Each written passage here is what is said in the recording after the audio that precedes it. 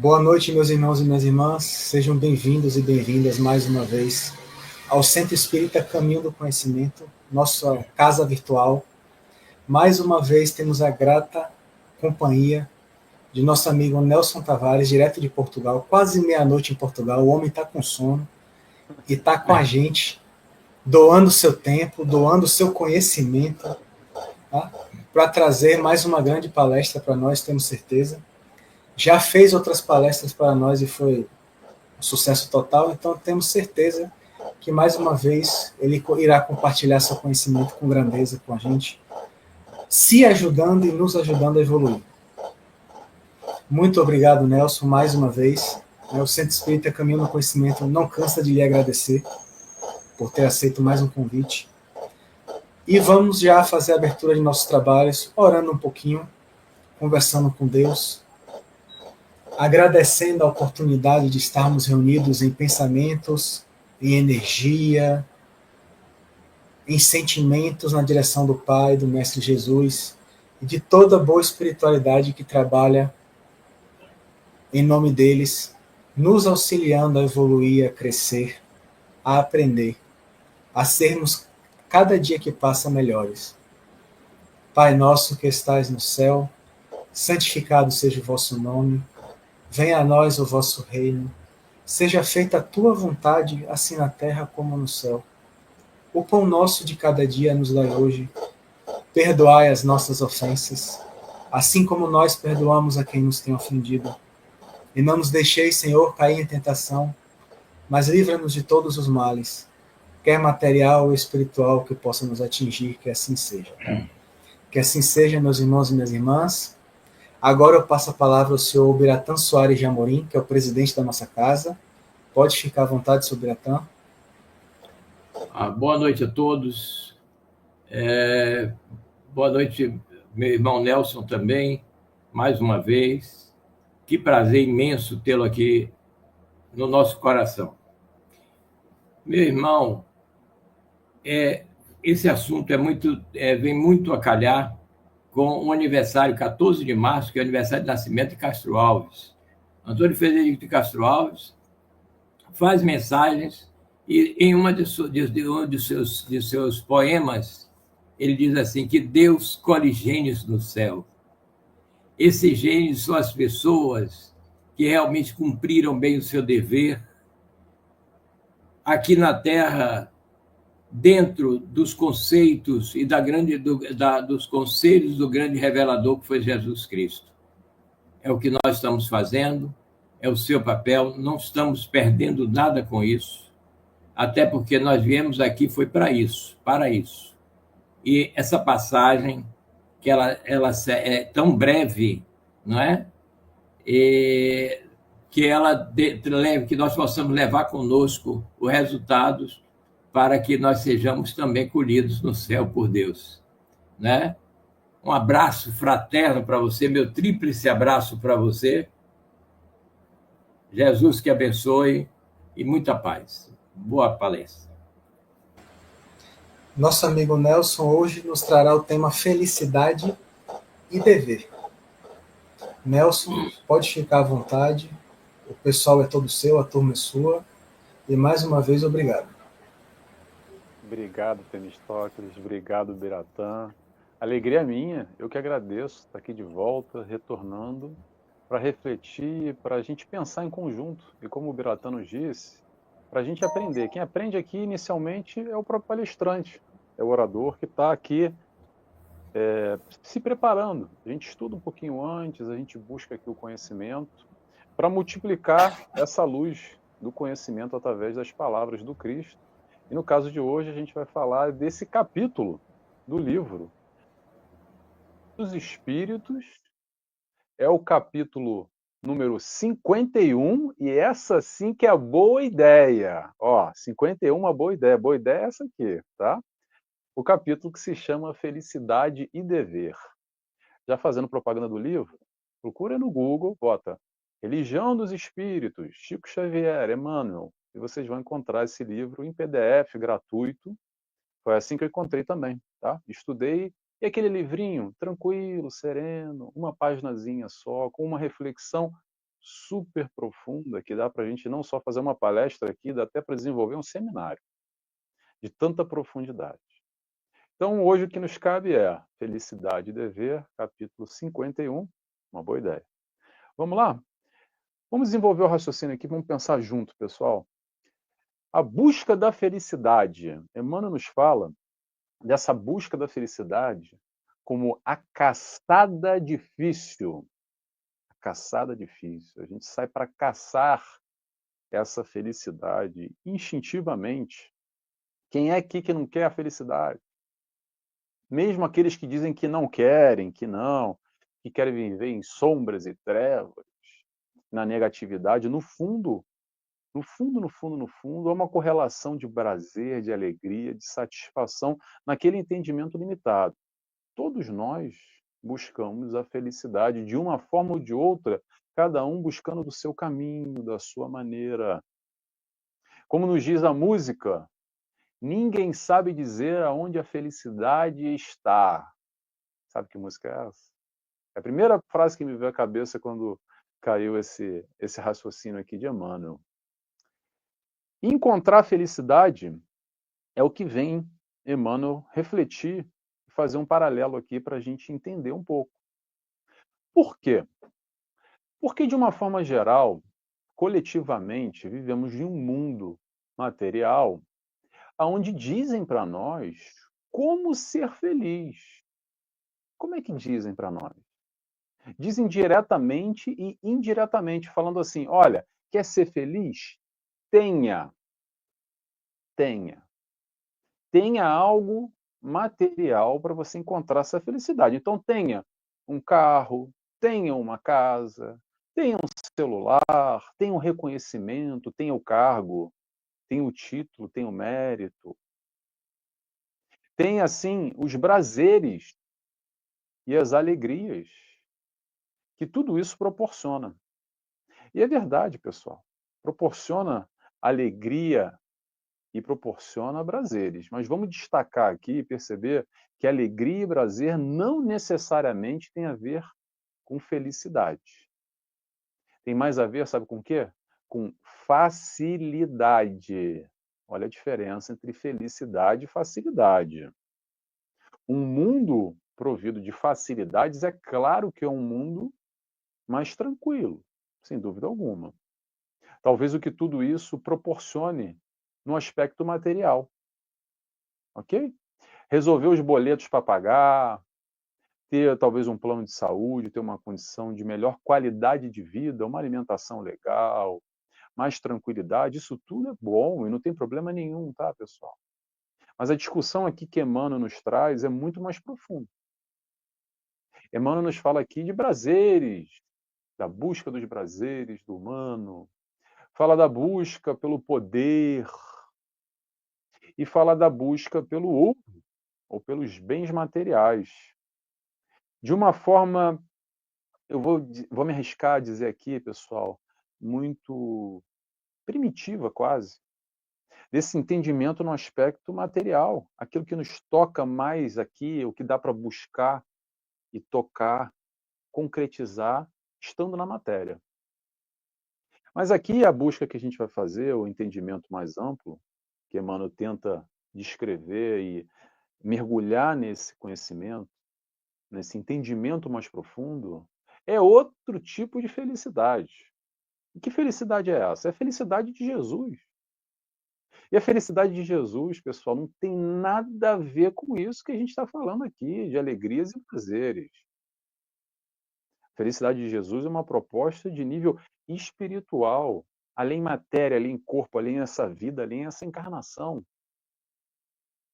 É a partir daí que a espiritualidade de luz, como o Emmanuel, por exemplo, desenrola todo o raciocínio e mastiga mais ainda e coloca em livros como esse, para nos facilitar a reflexão, para a gente pensar melhor, para rever os nossos conceitos, os nossos valores, questionar as nossas crenças, a nossa concepção de mundo, porque vivendo no mundo e sendo influenciado, é difícil às vezes fugir desse raciocínio coletivo de que ao dia que você for rico, você vai ser feliz. E quantos que chegaram lá na riqueza, no poder, no status, e não encontraram a felicidade? E no momento de desespero, até porque não conseguiram encontrar lá, tiraram a própria vida. Isso que eu estou falando não é, às vezes, um ou outro, não, tá, pessoal? Quando a gente vai em dados estatísticos a nível mundial, a gente percebe que os países onde tem mais facilidades em nível econômico são os países que têm mais suicídio, por exemplo. E daí a gente começa a se questionar, mas peraí, não me disseram que no dia que eu tiver dinheiro, acesso, facilidades, eu vou ser feliz? E aí faz um contraponto, a gente não entende muito bem. Então, entender o que é felicidade para cada um é um processo muito individual. É uma caminhada pessoal.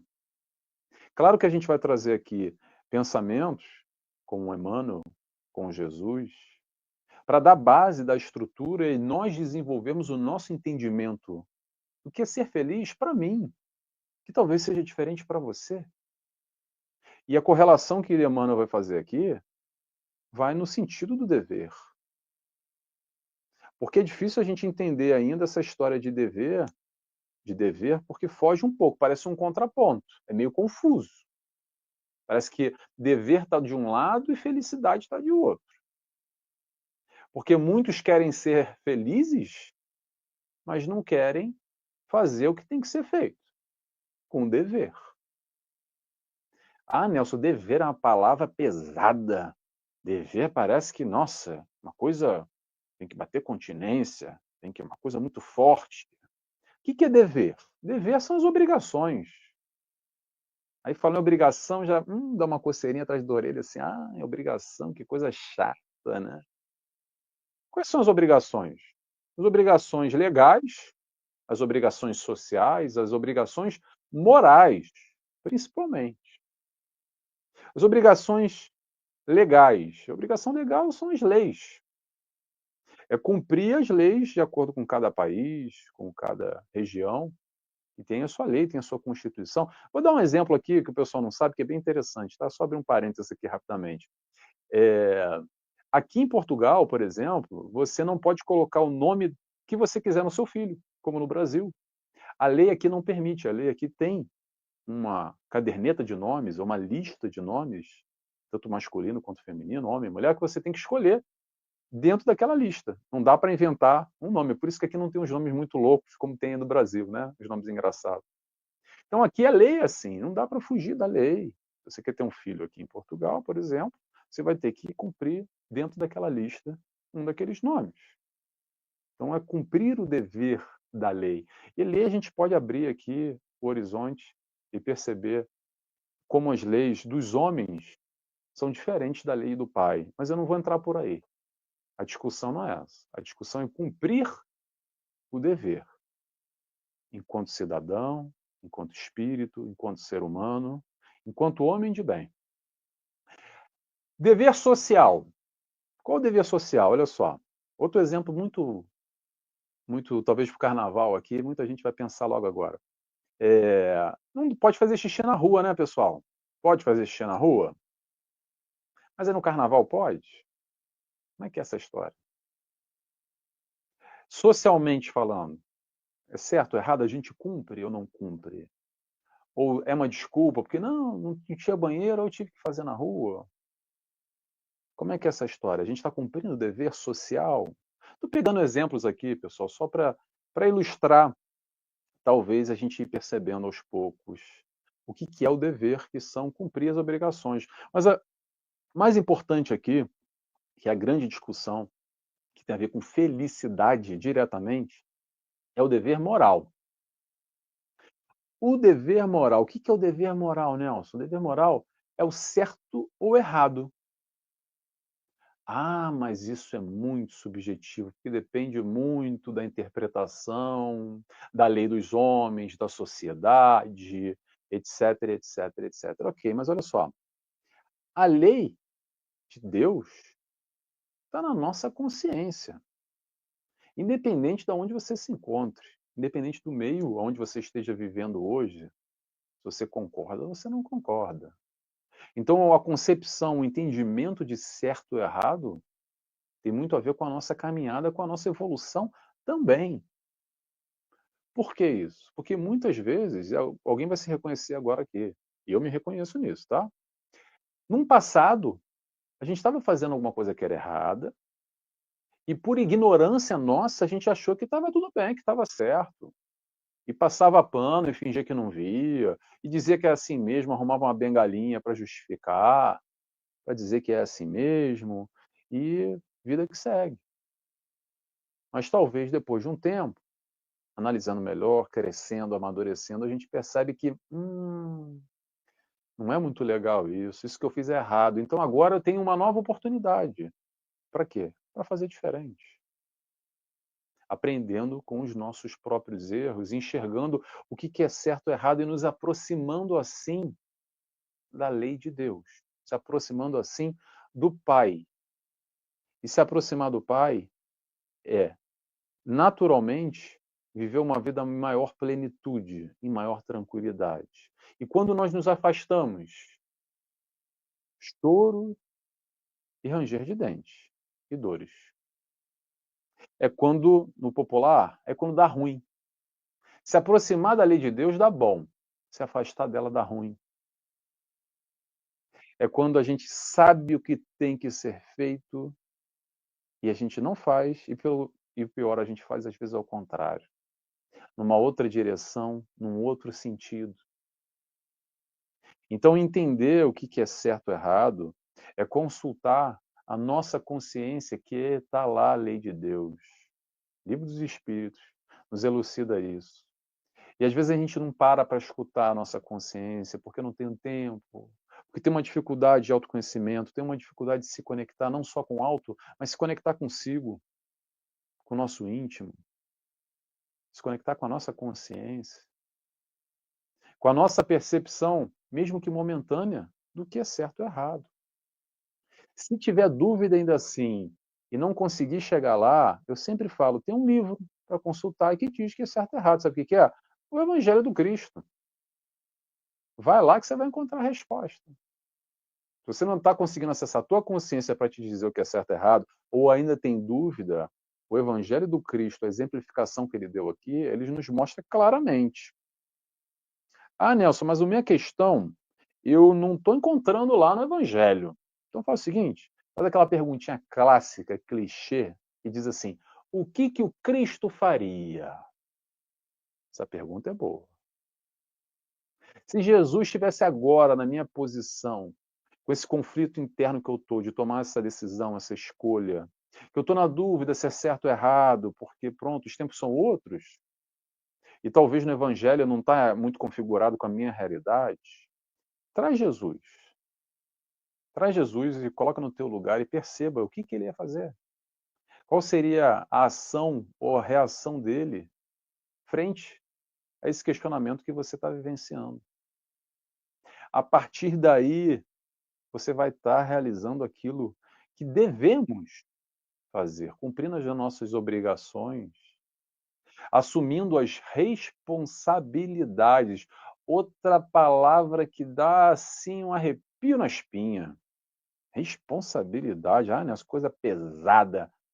Responsabilidade, vamos desmembrar a palavra? Responder com habilidade. A vida exige respostas. Respostas essas através dos estímulos que ela vem nos enviando. E aí cabe a nós ter habilidade e competência para responder da melhor maneira possível, dentro das nossas limitações, tá, pessoal? Ninguém aqui é perfeito. Você não é, eu não sou, o Biratã não é, o Temistocles não é. Ninguém aqui é perfeito. Perfeito só teve um. O nosso modelo, o nosso guia, a nossa referência que é Jesus. Por isso que na dúvida, segue o cara. É Jesus. É a perfeição.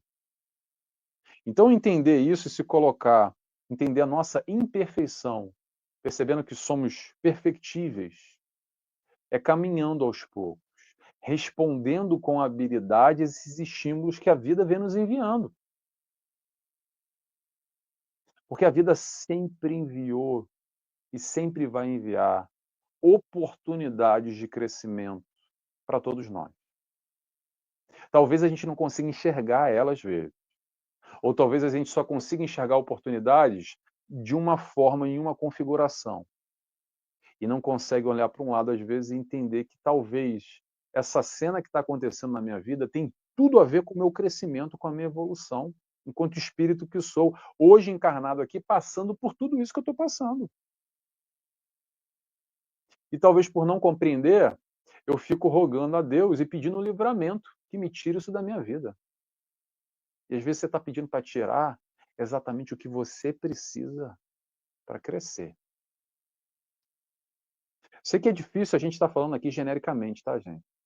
E tem que ter olhos de ver para perceber isso. Mas vamos lá. Vamos para a frasezinha, aquelas frases clássicas que ajudam o raciocínio. Se ajudam você, ajuda a mim. Não há folha que caia da árvore sem o consentimento do Pai. O que quer dizer isso? Quer dizer que nada acontece por acaso. Vou repetir. Nada acontece por acaso. Nada, nada, nada, nada, nada, nada. Vamos repetir quantas vezes for necessário. Então, se nada é por acaso, isso que está acontecendo comigo, às vezes, tem a ver com o que eu necessito, com o que eu preciso passar e crescer e evoluir. Talvez por não ter ainda habilidade o suficiente, ou não querer ter, e passar pano e fingir que não vai assim mesmo, vai empurrando com a barriga, não assumindo as responsabilidades, não fazendo o que é o certo, que isso repetidamente vai voltando no ciclo. E vai e volta, e vai e volta. E parece que não nos larga, é um carrapato da minha vida, e sempre tem coisa ruim acontecendo. E vai continuar, pessoal. Vai continuar até quando? Até a gente aprender. Aprender a responder diferente da forma que a gente vem respondendo. No dia que a gente responder diferente e aprender a lição e crescer com isso, ó, check. Fila que anda. Não vai mais voltar esse estímulo que é o crescimento. E hoje nós interpretamos muitas vezes como desgraça da minha vida. Que coisa ruim. O que eu fiz para merecer a Deus? O que eu fiz para ti, Pai? O Pai está enviando só as oportunidades para a gente crescer, para a gente evoluir. Talvez na nossa cegueira espiritual, a nossa cegueira com a nossa pequeneza, digamos assim. A gente tem dificuldade, e tem mesmo. Não é para se sentir mal, não. A busca aqui é a gente desenvolver essa habilidade e ter olhos de ver, estar mais perceptivo. E parar de se questionar por que Deus, mas para que Deus? Para que isso está acontecendo na minha vida?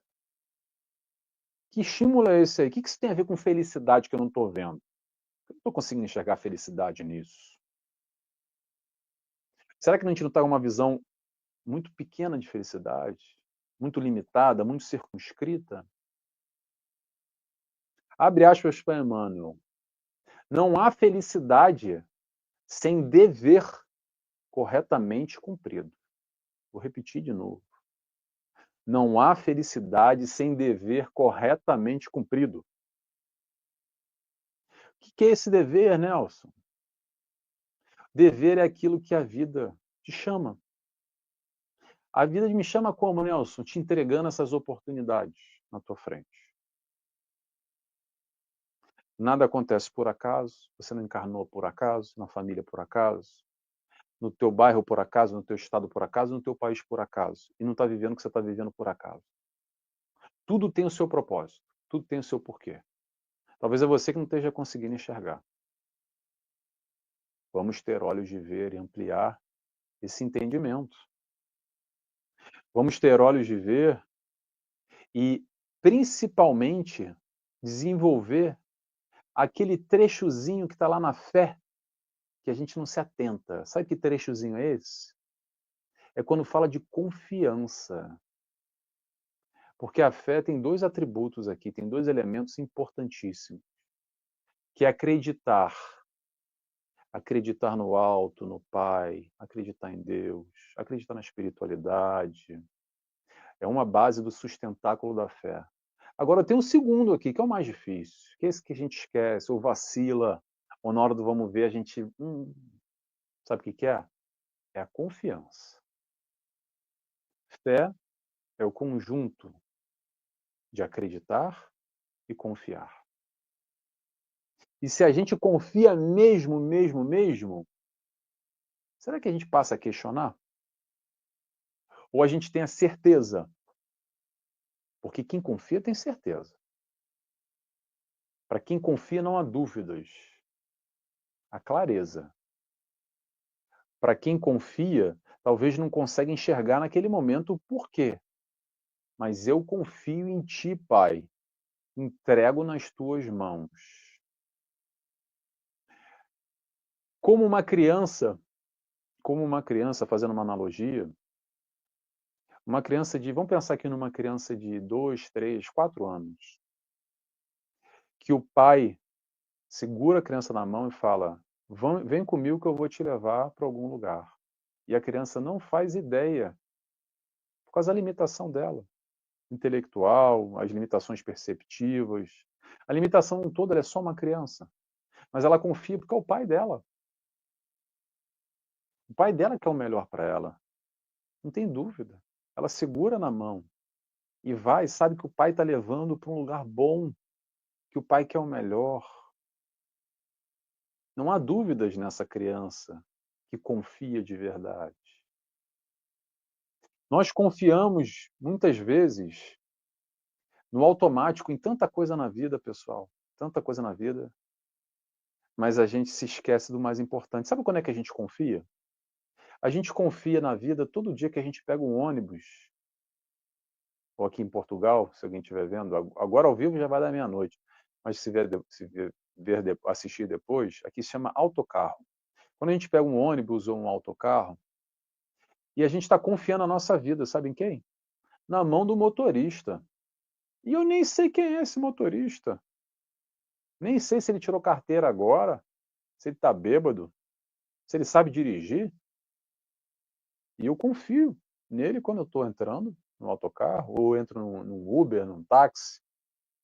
Quando a gente viaja de avião, você sabe quem é o piloto? Que está lá pilotando o avião? A gente nem vê a cara dele, não sabe nem o nome dele. E a gente coloca a nossa vida nas mãos desse piloto. Em quantos momentos a gente entrega a nossa vida, mesmo a nível inconsciente, na mão de alguém. Mas na hora de entregar na mão de quem é o mais importante, que é o nosso pai, o pai que nos ama, às vezes a gente vacila. Às vezes a gente questiona, será?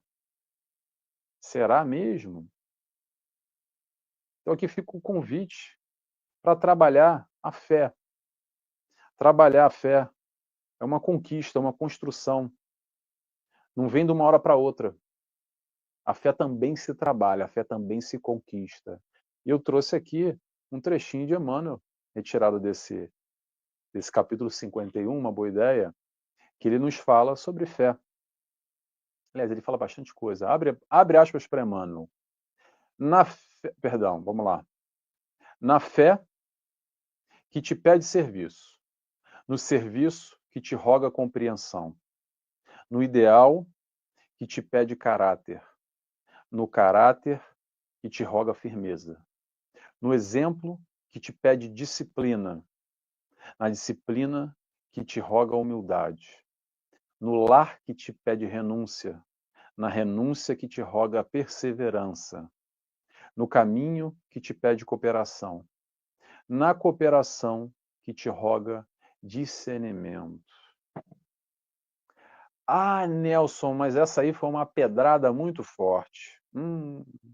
Quando eu leio umas coisas como essa, eu vejo como eu estou distante ainda dessa proposta, que eu reconheço que Emmanuel quer o nosso melhor e compartilha conosco todo esse amor, de toda essa caminhada. Mas, Nelson, é muito difícil para mim. Não dou conta, não.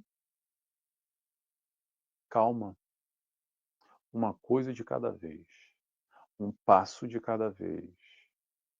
A vida só vai nos enviar tudo aquilo que a gente pode superar, tudo aquilo que a gente pode crescer, tudo aquilo que a gente pode amadurecer.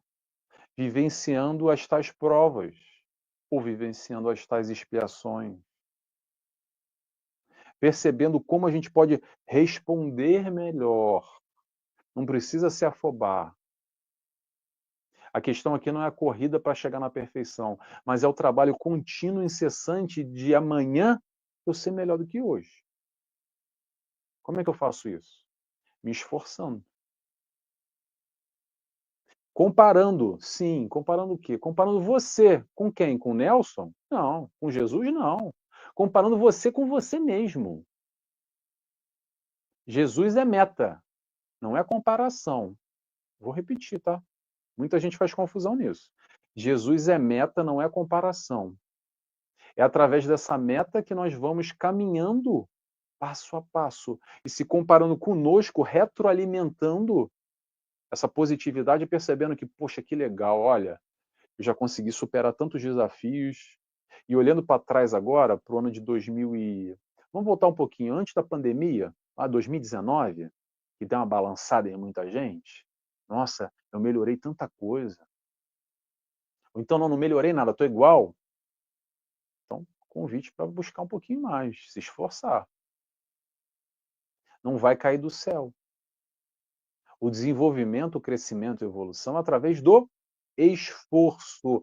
Outra palavrinha que o pessoal arrepia a nuca. Fala, esforço, caramba, dever, responsabilidade. Pô, Nelson, é só pedrada aí que tá me dando. Quero ficar aqui na marola, aqui, só do prazer, da sensação, que é mais imediato ali, tem mais a ver comigo. Pessoal, pode até ter, tá? Mas a felicidade que o Cristo nos propõe não tem nada a ver com isso. É um outro nível de percepção. É o caminhar do primitivo para o sentimento. Resumindo, a felicidade que o Cristo nos propõe é o seguinte: 4 letrinhas. Sumiu para mim aqui, vocês estão me vendo, né? Qualquer coisa, se eu estiver falando sozinho, dá um ok aqui. Deu um flash aqui para mim. Vou repetir aqui, não sei se fez confusão para mim ou vocês estão me escutando. Felicidade que o Cristo nos apresenta. 4 letrinhas. A-M-O-R, amor. O que o amor tem a ver com prazer? O pessoal ainda confunde bastante. Vamos fazer amor e acha que sexo, questões carnais têm a ver com sentimento. Não necessariamente. E a busca aqui é muito mais profundo. O entendimento do amor ao próximo. Quem é o próximo? É quem está ao teu redor. É o filho do mesmo pai que o teu. Esse é o próximo. Esse que merece ser amado. Não é sobre ele merecer ser amado, é você desenvolver o amor através desse próximo, aprendendo a amar através dele. Começa pela família. Depois, aos pouquinhos, vai ampliando. Quando você já conseguir essa amorosidade, aí começa a ampliar, começa a amar aquele que pensa diferente, sabe? Aquele que não tem nada a ver contigo. Aquele inimigo, aquela pessoa que te fez mal. Aí começa a resistência e começa a nossa dificuldade. Mas é através do esforço, pessoal. Porque ficar só na base rasa, que muitas vezes a gente tem ainda numa interpretação, vou chamar de pequena, tá, pessoal? Desculpa aqui, não estou querendo julgar ninguém, não. Mas entender a vida só como um prazer, que eu estou aqui, a vida é uma só, então eu vou gozar de todos os prazeres da carne. Eu vou comer, beber, consumir e fazer e acontecer e só ter uma vida repleta de alegrias. Aí sim que eu vou ser feliz. Basicamente, pessoal, é o que, de uma forma generalista, ok? É o que o mundo nos vende. Escuta qualquer música aí que está de sucesso. Não querendo criticar ninguém, não. Mas escuta qualquer música e percebe o contexto. Está dizendo isso. Vamos aproveitar. Fim de semana está aí. Vamos fazer acontecer. Quantas músicas? Estou falando mas várias delas, tá? Vão nesse sentido. Tem outras músicas que fazem uma reflexão mais interessante também. Como aquela que eu cantei no início. Cantei não. Mencionei no início. Então a busca não. O raciocínio aqui que a gente tenta desenvolver é mais amplo. com maior amplitude do que é felicidade para você. O que é felicidade para você? Você já se perguntou? Às vezes a gente tem. Agora vem outra pedrada aqui, tá, gente? Vem outra pedrada aqui, mas vamos lá. Às vezes a gente entende a felicidade, muitas vezes. Acompanhe aqui o raciocínio. Quando eu tenho uma família ou quando eu tenho saúde. Essa agora vai pegar pesado, hein, Nelson? Calma, não discorda ainda não. Pode discordar também, se discordar não tem problema. Mas olha só, vamos se questionar aqui. Então, se eu tenho família e tenho saúde, eu sou feliz. Ótimo, não tem problema nenhum. Agora, e se por um acaso eu perco a minha família toda? E se minha saúde vai embora? Quer dizer que eu vou ser infeliz? É aí que eu quero chegar. Percebe como a nossa concepção, a nossa leitura de felicidade ainda está muito limitada, circunscrita, muitas vezes ao externo. E a busca da felicidade, o ensinamento do Cristo da felicidade é um atributo interno que independe de família ou saúde, por exemplo, de todas essas questões que a gente está falando. Vamos pensar aqui? Imagina aquele que nasceu com várias dificuldades físicas, sem saúde nenhuma e sem família. Então, esse é condenado à infelicidade? Será que é um processo expiatório que ele está vivendo?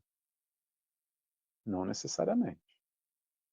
A gente tem vários exemplos aqui que encarnaram pelo plano espiritual, retratando exatamente espíritos missionários, e então só, não vou entrar aqui em detalhes, mas numa concepção diferente, numa percepção diferente do que essa, de ter algo externo. Não é sobre ter, é sobre ser. E essa é uma grande diferença aqui também, que faz uma confusão entre ter e ser, porque a gente entende muito o mundo nessa perspectiva do ter. Ter saúde, ter família, ter carro, ter emprego, ter dinheiro. Então, se eu tenho, eu sou feliz. E ser? Ah, não, isso aí não tem tempo em cima de ser, não. Mal tenho tempo, estou na correria. Tenho tempo para essas coisas de pensar e... Dá isso não para mim. Tendo ou não tendo, a encarnação é para desenvolver o ser. Ser é crescer, é evoluir. A gente não evolui tendo nada disso. Porque se eu tenho família ou não tenho família, se eu tenho saúde ou não tenho saúde, se eu tenho um carro ou não tenho carro, uma casa, o que é que seja, um celular, isso não tem nada a ver com o meu crescimento evolutivo enquanto espírito que sou, aqui encarnado, não à toa, com essas circunstâncias que vão me proporcionar, me oportunizar aquilo que eu preciso para me desenvolver, para continuar evoluindo. Para entender isso, eu vou abrir um pouco o leque aqui, com aquelas comparações que talvez, para fazer sentido. Talvez não faça sentido, tá, gente? A ideia aqui nunca é que ninguém engula seco o que o orador, que o Nelson, qualquer orador está falando. Eu acho que o principal aqui é a gente pensar em conjunto, raciocinar e buscar encontrar o nosso caminho. Acho que se mexer aí dentro, para quem está aqui até agora comigo, acompanhando, ao vivo ou gravado depois, de alguma forma está se conectando aqui com a ideia, mesmo que não concorde, mas está pensando. Então vamos pensar junto? Aí é só pensar, gente. Já pensou, está ótimo, ok? Vamos lá.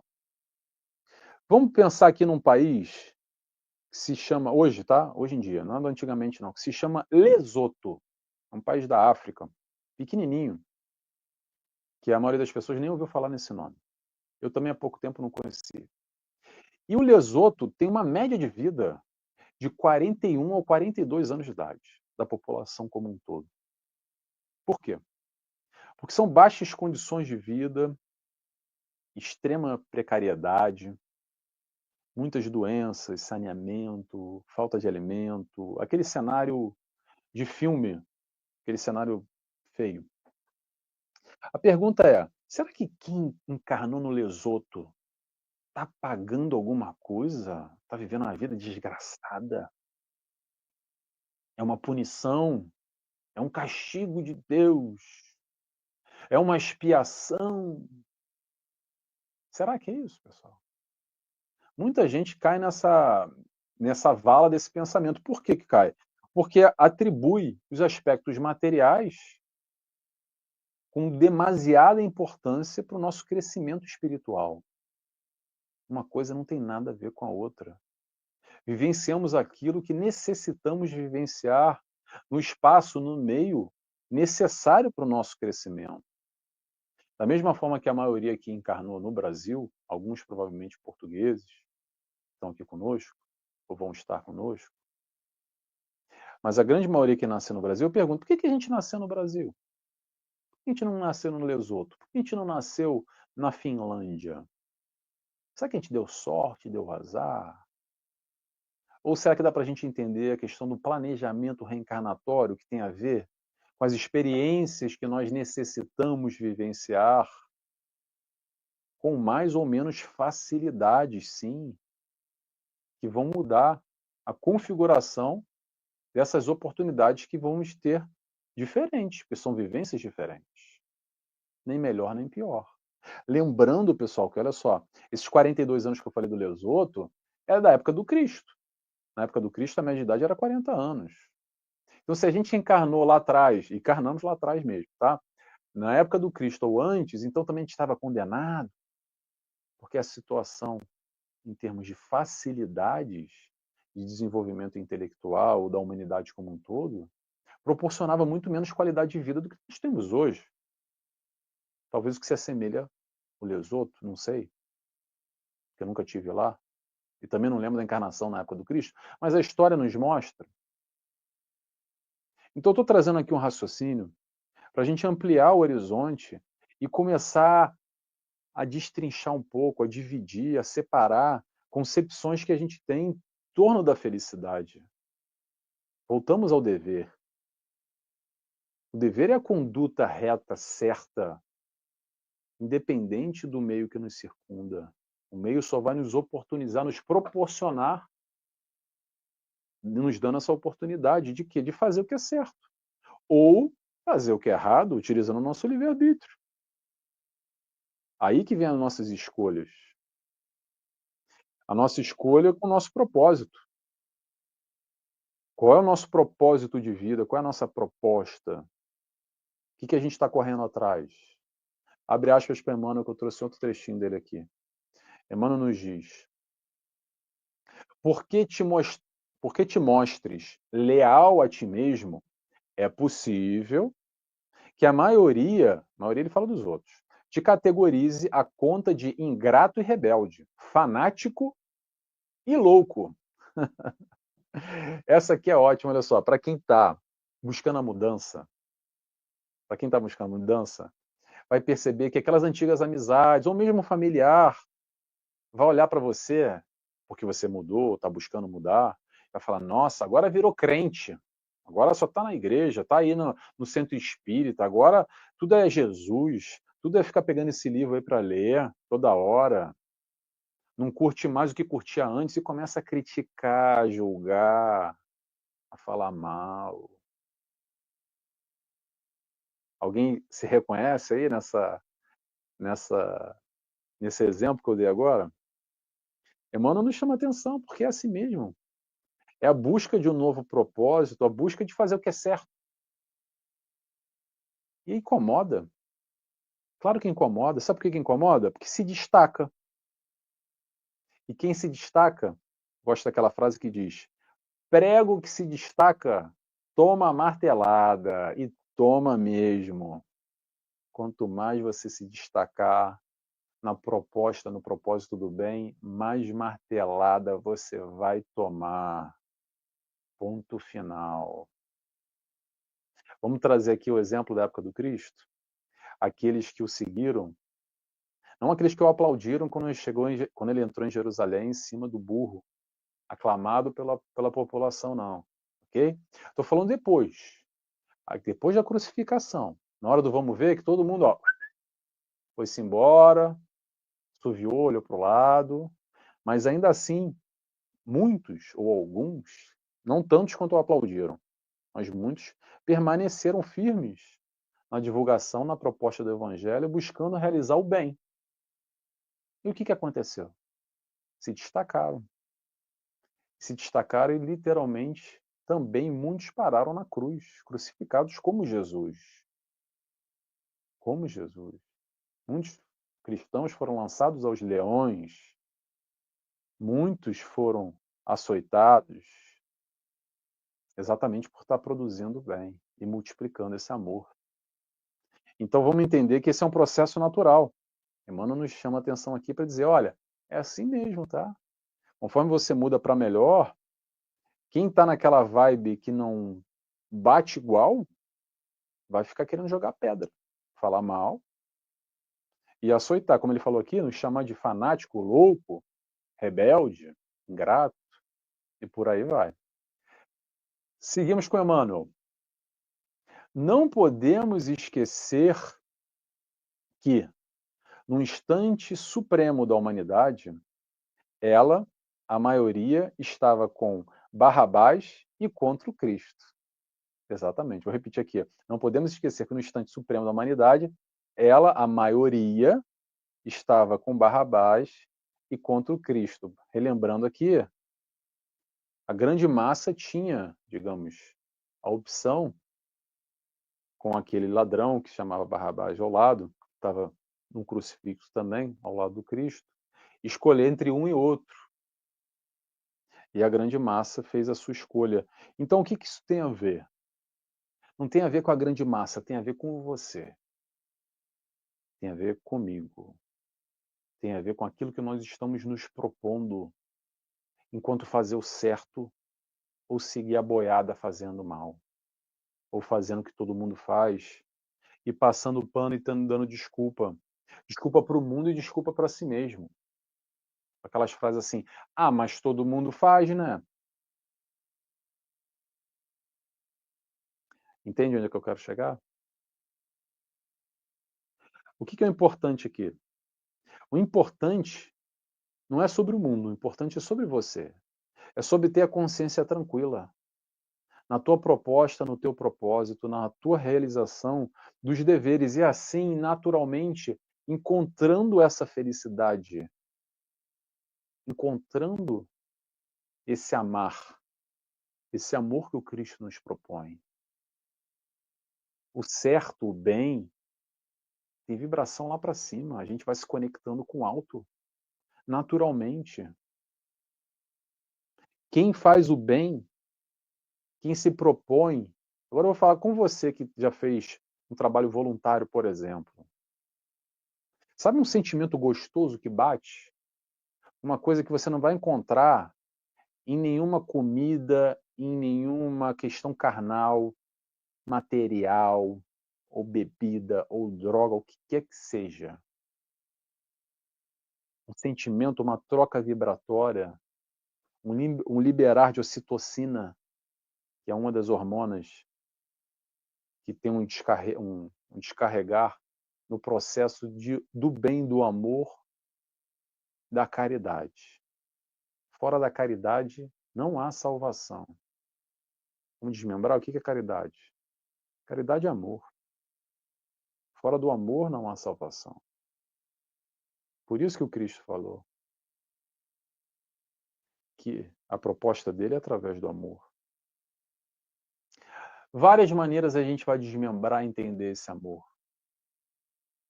Nós temos a oportunidade diária de amar. Você tem, eu tenho. Acorda de manhã e te pergunta como é que eu posso amar. Ah, Nelson, mas eu vivo sozinha, eu estou numa fase da minha vida, eu já não tenho ninguém. Se ame. O amor vale para você também. Você está conseguindo se amar?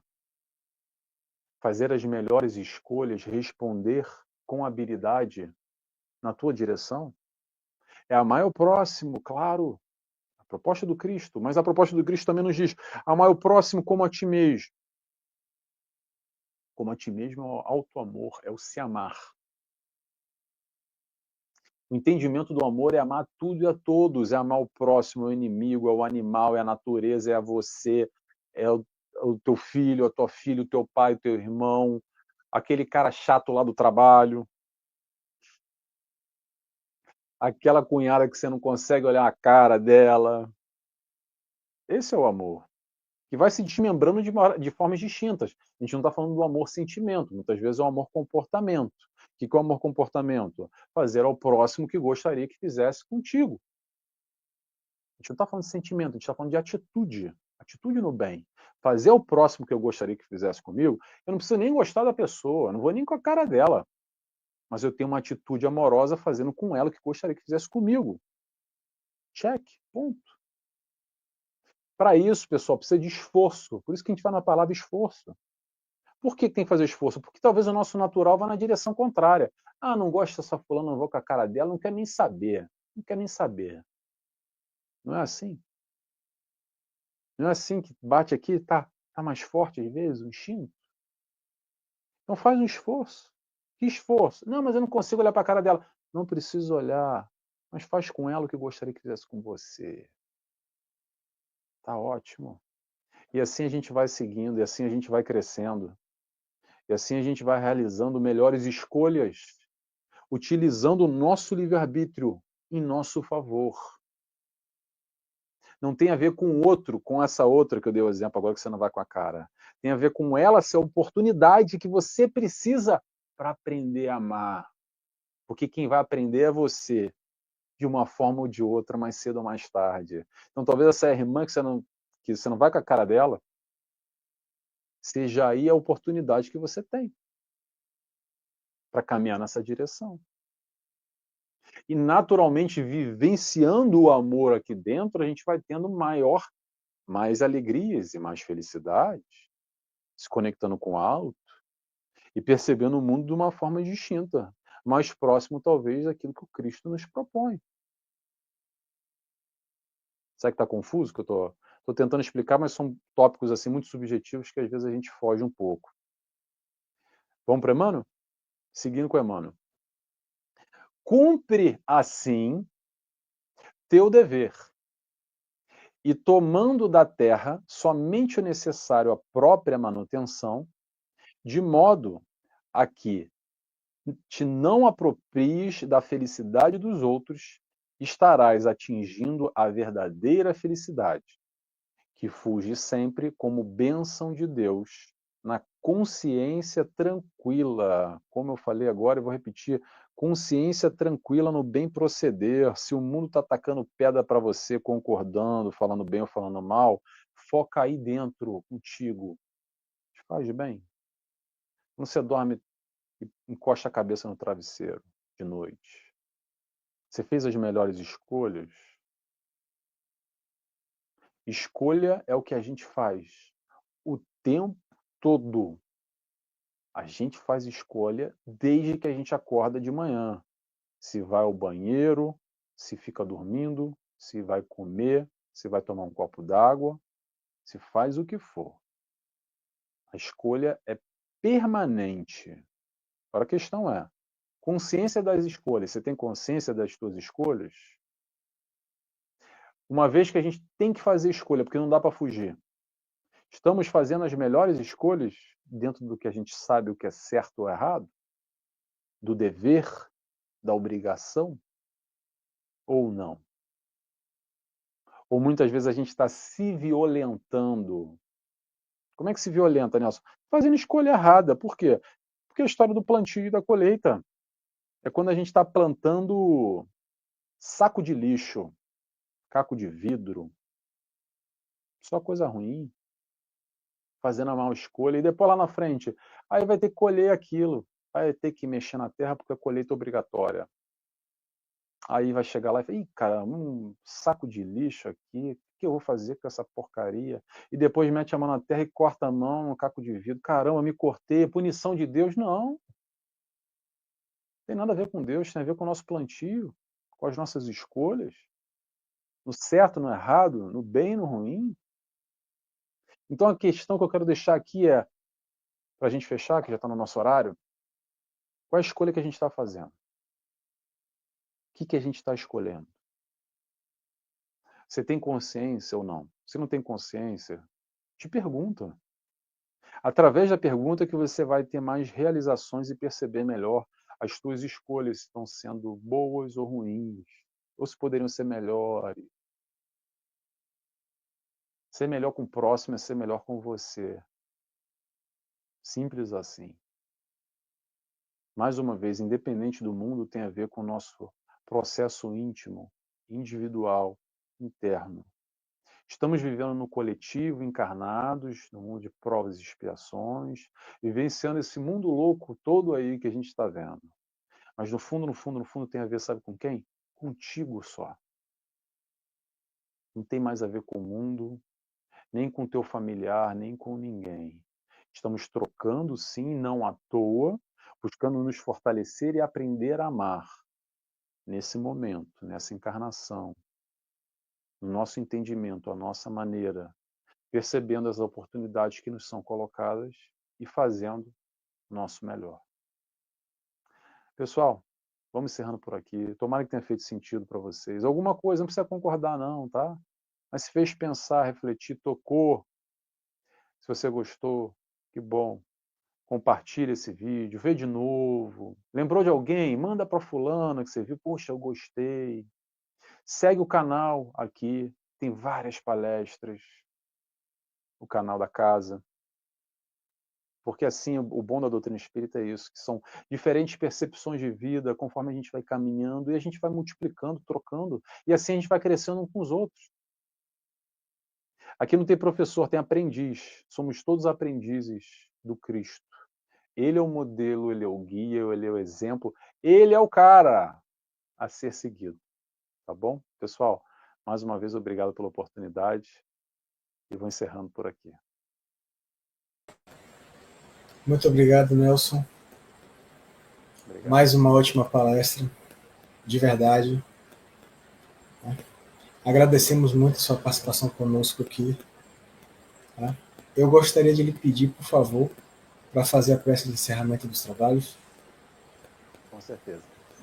Prazer é meu, alegria minha. Só para fechar, então, quero agradecer mais uma vez a oportunidade de a gente estar junto aqui. É sempre bom, é sempre um crescimento mútuo, todos nós aqui reunidos. Então, para fechar, eu convido a todos, quem tiver vontade, a fecharem os olhos comigo e agradecemos assim a Deus Pai por todo o seu amor, por toda a oportunidade que temos aqui, vivenciar essa encarnação, para que possamos aqui crescer, experienciando tudo que necessitamos experienciar. Agradecemos ao Mestre Jesus, nosso amigo, nosso modelo, guia, aquele que nos mostra o caminho da felicidade, o caminho do amor. Agradecemos a toda a espiritualidade de luz, trabalhadores da casa, que nos envolvem nesse instante, permitindo esse momento de partilha e essa busca do aprendizado através do nosso Mestre Maior Jesus Cristo. E dessa forma, agradecidos que estamos, pedimos autorização para dar por encerrada mais essa palestra nessa noite de hoje. Que assim seja, graças a Deus. Seja, obrigado, Nelson.